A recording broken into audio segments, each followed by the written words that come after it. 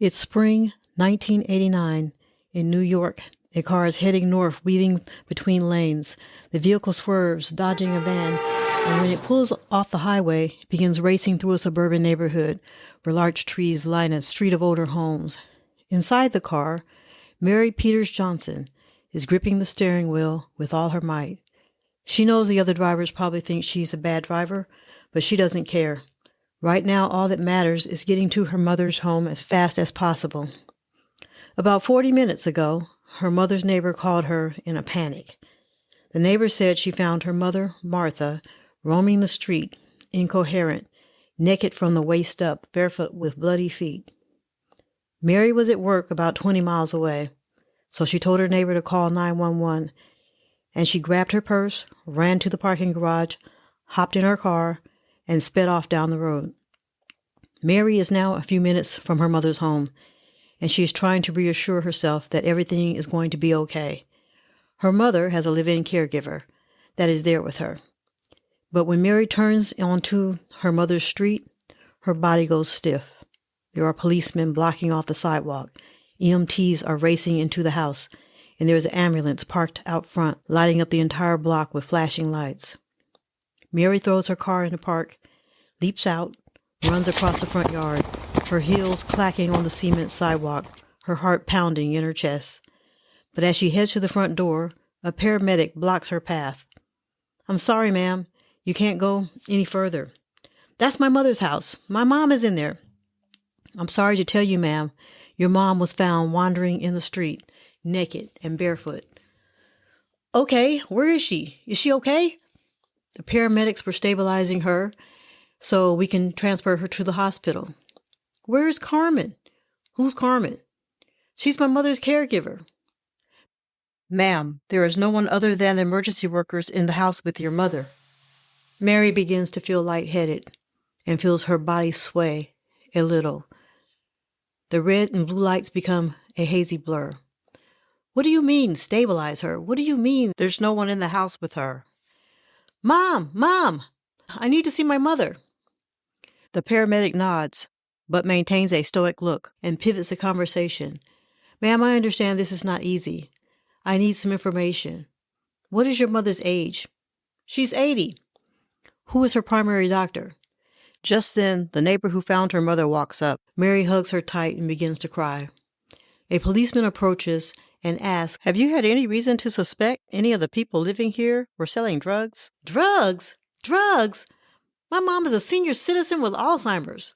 "People? What people?" "The only people living here are my mom and her caregiver, Carmen. I was just over here this weekend. My mom doesn't sell drugs." Mary tries to push her way past the paramedic, but she is stopped by a policewoman. "I need to see my mother." "Ma'am, they are bringing her out now. You can follow the ambulance to the hospital. We're going to tape off her home and have evidence technicians test the drugs inside the home. It may be nothing, but it also may be illegal. If so, we will take what we find into evidence."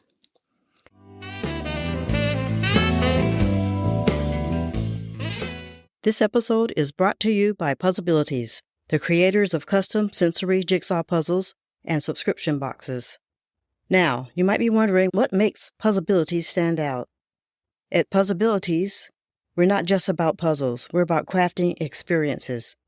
Our custom jigsaw puzzles take your cherished memories and turn them into tangible, touchable moments. Imagine reliving your favorite moments as you piece together a puzzle designed just for you. That's the magic of Puzzlebilities. But wait, there's more. Elevate your puzzling experience with our subscription boxes. Each box is a curated journey featuring exclusive puzzles and sensory delights delivered to your door. Whether you're a seasoned puzzler or new to the joy of solving, Puzzlebilities has something for everyone. It's not just about pieces fitting together, it's about the moments you create along the way. Take a break from the everyday hustle and treat yourself or your loved one to the joy of Puzzlebilities. Visit puzzlebilities.com to explore our custom puzzles and discover the perfect subscription box for you. And because you're part of the Take Care Time community, use the code TAKECARE at checkout for an exclusive discount. Puzzlebilities, where every piece tells a story.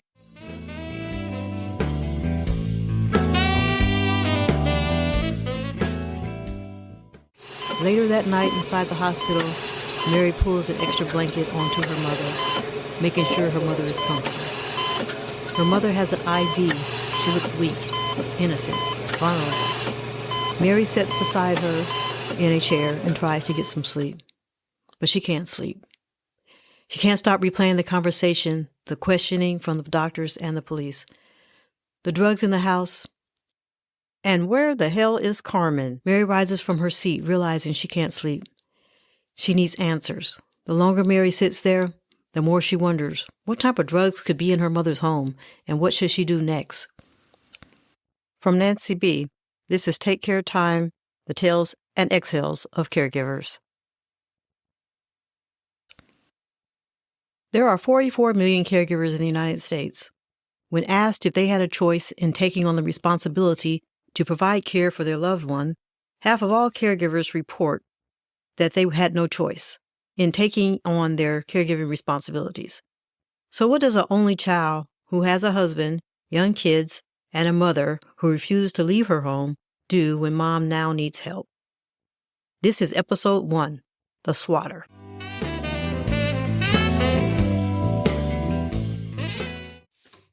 It's 1987 in Larchmont, New York.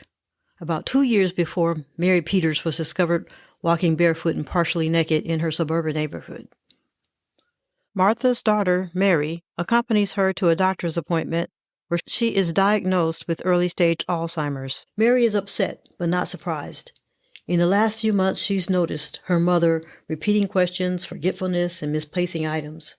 She knows her mother is a prideful, headstrong woman, and since the death of her husband the previous year, Martha has made it clear she does not want to downsize the home where she raised her only daughter, planted a garden out back, made so many memories, and knows most of her neighbors. Mom, you need to move in with us so we can take care of you. The kids would love having their grandmother around every day. We have plenty of room. No, Mary. You know I love both my grandkids, but I love my house. I love my home. I don't want to move. I don't want to be a burden. I'm fine. I can take care of myself. After discussing her mother's care with her husband, Rob, it is Rob who suggests hiring a caregiver to help Martha. Martha relents and allows Mary to hire a caregiver.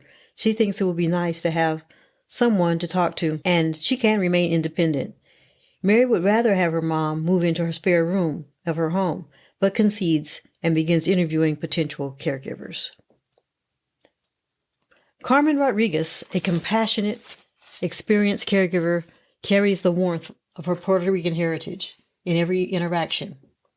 Born and raised in Puerto Rico, Carmen developed a deep appreciation for family bonds and a natural inclination toward caregiving. Growing up, Carmen was surrounded by a close-knit community, where taking care of elders was not just a responsibility, but a cultural tradition.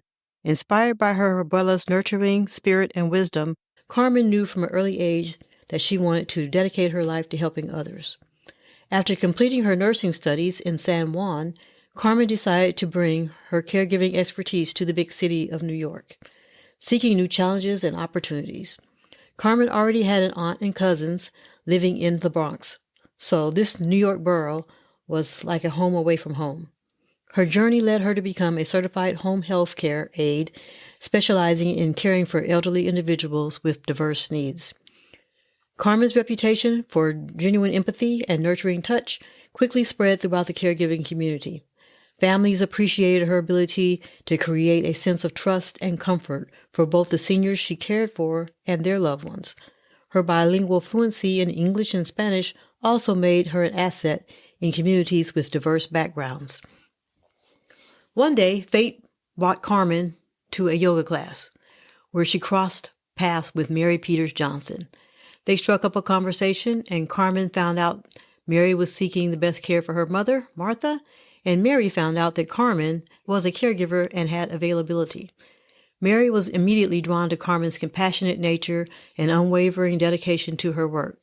Carmen, in turn, was touched by the genuine concern Mary showed for her mother's well-being. As Carmen steps into Martha's house, she brings not only her professional expertise, but also a heart full of stories, laughter, and echoes of her abuela's wisdom. Carmen sees caregiving as more than a job. It's a calling, an opportunity to create a positive impact on the lives of those she cares for. As Carmen embarks on this new chapter with Mary and Martha, she carries the spirit of her Puerto Rican roots, blending cultural richness with genuine commitment to providing the highest level of care. Upon meeting Martha for the first time, Carmen knew this was the perfect placement for her. Carmen seamlessly integrated into Martha's daily life. Her mornings began with an aroma of freshly brewed coffee and lightly buttered toast, a thoughtful touch that turned Martha's routine into a comforting ritual. Carmen's caregiving prowess extended beyond the basics. She encouraged Martha to work in her garden on occasion, and Carmen always had soft music playing in the house as to create a tranquil space for Martha. Mary informed Carmen that the basement of the house was strictly used for storage, and there was no reason for her to go down there. But one day when Martha was napping, Carmen's curiosity got the best of her, and she opened a door at the end of the hall and descended the wooden stairs to the basement. Carmen was expecting a bunch of old dusty boxes, but when she turned on the basement light, she was pleasantly surprised to find a well-organized, clean, small apartment-sized space with a chair, a couch, a rug, and clear storage boxes of Christmas lights and decorations. Carmen thought to herself, this could be the perfect space for a single person to live. There is a quote that says, "Your thoughts become things," and as fate would have it, Carmen's thoughts and Mary Peters' basement will soon become the stage for unforeseen challenges and unexpected connections. This is episode 1 of the Swatter, or Take Care Time, the Tales and Exhales of Caregivers. In our next episode, Carmen, the caregiver, makes a fateful decision about the basement in Martha's home. If you would like more information about early-stage symptoms of Alzheimer's, we recommend the Alzheimer's Association at alz.org, where you can learn more about the various stages of Alzheimer's. Please note that this episode features reenactments and dramatized details. While in most cases the exact verbatim dialogue may not be known, all dramatizations are grounded in research. To respect the privacy and confidentiality of individuals involved, names and some identifying details have been changed. Do you have an interesting caregiver story that you would like to have told? Please email us at podcast@takecaretime.com. We would love to hear from you.